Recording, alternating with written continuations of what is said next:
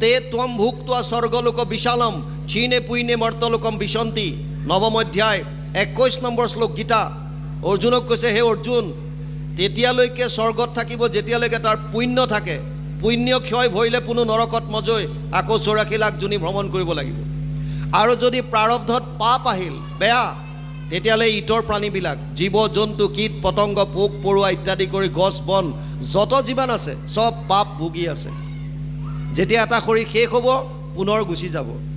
মিশ্ৰিত কৰ্ম যদি প্ৰাৰব্ধত আহে তেতিয়াহ'লে মনুষ্য শৰীৰ পায়।